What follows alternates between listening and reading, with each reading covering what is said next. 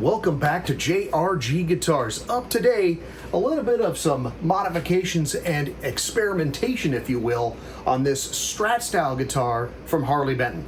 Purchased this guitar a few years ago along with another guitar, which was an Les Paul style guitar.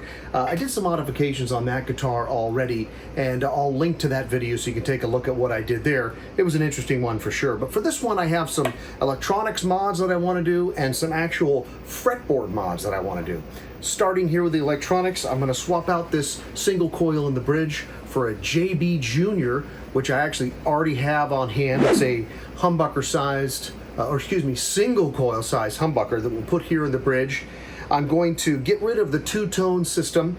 I'm going to get rid of this volume knob. I'm going to just have one volume, one tone. I've never liked the Strat setup because my hand knocks into the volume knob too often, sort of reducing or increasing the volume inadvertently. We'll keep the 5-way switch. I may add some mini toggles for some split wiring or different things that we might do there. And then we'll have these electronics all tuned up and in good shape. For the fretboard size, I am going to take a big experiment here. I'm going to try to scallop the fretboard a la Yngwie Malmsteen style. So we will see how that goes. This guitar was damaged when I got it from Harley Benton. It had some marks and dings on the back of the neck. They were able to give a pretty substantial discount on it, so the guitar is really went from cheap to even cheaper. So it's one of those that I feel I can do that type of experimentation on, and if I completely butcher it, really no harm, no foul, because the guitar is already starting at such an inexpensive point. So we're going to dive into this one and see if we can make it turn out to be one that I'll actually want to pick up and play more often. And we'll see how we do.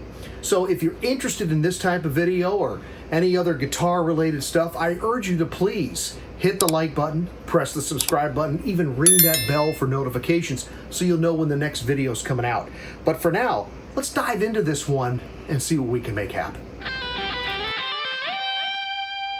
All right, so starting off, you don't just snap your strings off. You've got to loosen the strings so that you don't shock your bridge with a quick release of pressure. So I will unwind these strings here using my peg winder that I have had for, it's gotta be 40 years. And it is tried and true, been with me the whole time. Once I have the tension off those strings, I go ahead and snip them off, and it just keeps everything in a much better shape so you don't shock from the release of pressure on that neck. Now taking the springs off, you can see I have a foam pad in there, and that really helps to keep from a resonance that rings through while you're playing. And you can see, interestingly enough, you've got full-size pots. They're unbranded, but they're not those little tiny ones you usually see. It's a printed circuit board switch, but those should be fine. They're really quite nice as long as you don't overheat them. I have fried these before when soldering and just putting too much heat on there, and it cooks them. But actually looking, pretty decent. All right, actually fired up the soldering iron so I could take this off easier. A little trick I've learned is that when trying to desolder, it actually helps to have a little bit of solder on the end to help heat up the solder to get it off.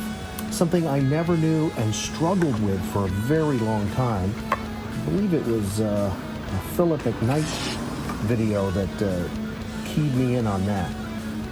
That was a great tip. So just to make my life easier, I can then remove this in one shot. Forgot about the ground wire though. So now the entire pickguard can come off. I can do any of my modifications to it before setting it back in. So that'll be nice.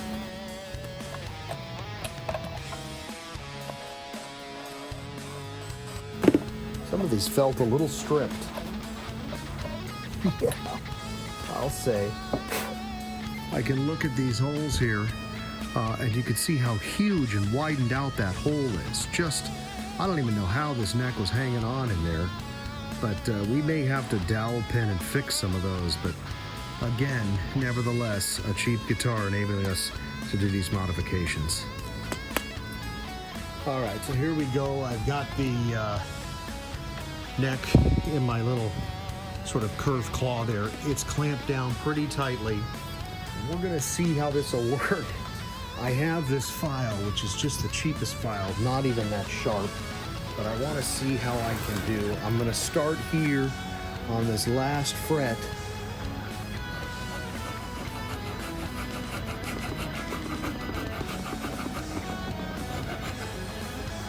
I mean, it does do work. If I had a file that was a little bit better, I think I'd do better. So my first passes here, which were a little bit frightening because, you know, once you take this wood out, there's no going back. And it actually worked out pretty well. Started to get a nice groove in there, and I kept the taper of the radius and was pretty shocked that I was able to take some off with my old file, switching to between that rat tail file and this other rounded file, and really actually made it look pretty decent. And you can see I actually did a decent job. Now the radius of this fretboard is 10, so I have my 10-inch radius gauge. So then when I lay it down in the groove, I can do that just to check that I'm trying to follow it as close as I can. All right, come in here now with a little bit of sandpaper. This is some 240 grit. I'm just gonna wrap it on this file and just try and smooth it out a little bit.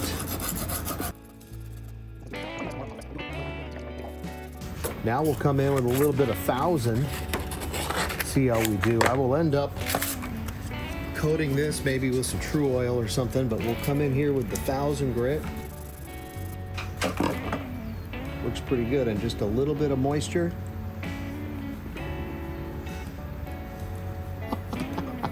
And it almost looks like it's supposed to be there.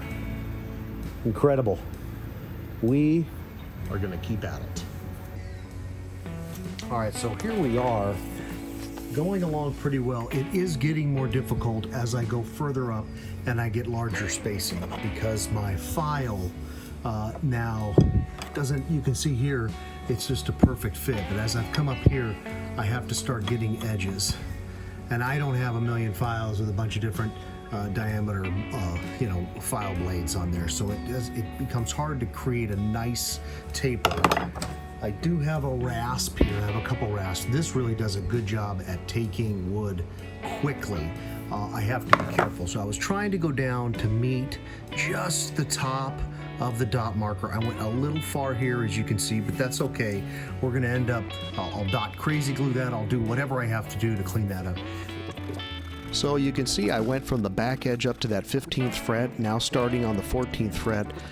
Did work with the file up against the fret to sort of get that groove. Then coming in with that rasp, which just takes a lot of wood out, able to start to hog the center and then try to make a nice, even sort of dip on that scallop there. Banged into the frets a couple times, marring them up, which will require some cleanup. Then coming in with the Dremel tool with a sanding wheel thing on there, and that just cleaned everything up beautifully. I got my shop vac on there as sort of a dust removal to keep it from getting too crazy, and it really did smooth them out nicely. I gotta say, they feel really nice. I'll still come in there with some steel wool, or I'll work it up to maybe some 1000 grit we'll get in there. But man, look at it. It's pretty good. It's pretty good. So here we are with the rough cutting done. And when I say rough cutting, you can see it is not really perfectly shaped, but pretty good. They're much more rounded here, because as I went on the higher frets, I kind of finished them as I went. And when I got to approximately the 12th fret, and you can see it right here, I was going too low because the curvature started to change as the frets got more spaced out. So I started to cut it not as deep here. And then I started to not finish the edge. I left this rough. And I've gone through, as you can see, a little less deep. These are not even by any stretch of the imagination, but they're pretty close. And the thought is that as I go through and finish the edge on both the treble side and the bass side, I'll be able to make the grooves look more uniform, and therefore make it sort of have the look that it is sort of a little bit better done than maybe it really is. But all in all, pretty satisfied. Up here by the nut, I was very careful when I went in with my file. I actually didn't catch this on camera, but I started with just this little Allen key right here, filing up next to it so that I didn't get too close to the nut cutout. And you can see it's a real ledge there. I'll get in there with some fine sandpaper and sort of taper that a little bit nicer, but I did not want to get too close to the groove to damage that at all, because that would be a big issue to not have the nuts seated in there very well. But all in all, pretty happy with this. It's a really nice start. Starting off with a little 320. So I have a little foam pad will go on here, and I'm just going to start to shape this down. And you can see where there's a little grooves, some little stuff where the file marks were. So then again, some 320, but this one a little harder, just no backing, just double over. And we'll get in here and we'll start to shape it.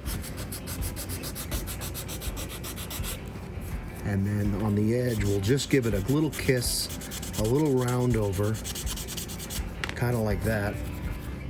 And then when I hold that up, you can see it starts to look much nicer. So I think I'll go down all on one side, then turn the neck over and do the other.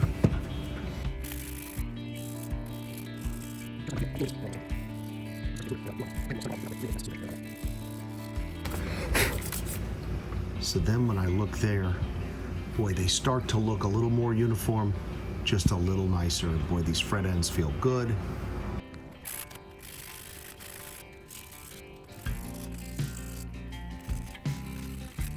These holes are just too wasted. I figure while I'm going to make this neck nice, I might as well make sure that it sits in the body real well.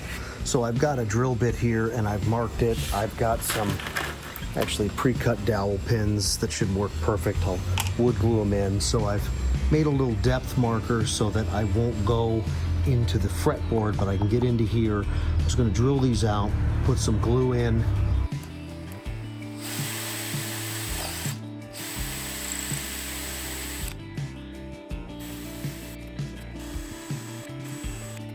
I'll come by with a little compressed air. And then a little bit of tight bond.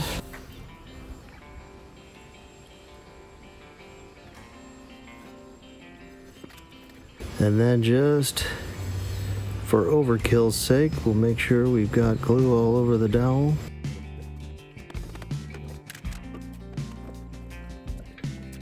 So certainly put a lot of glue in there, and then I just tap the dowel in to bottom it out, and then rinsed and repeated on all the other holes. Perfect. Once that dries, we'll cut these off. All right, so next day, these have set in here.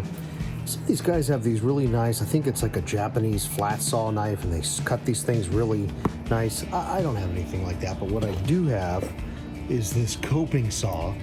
Let me see if I can actually get that to do what I want it to do without marring up the back of the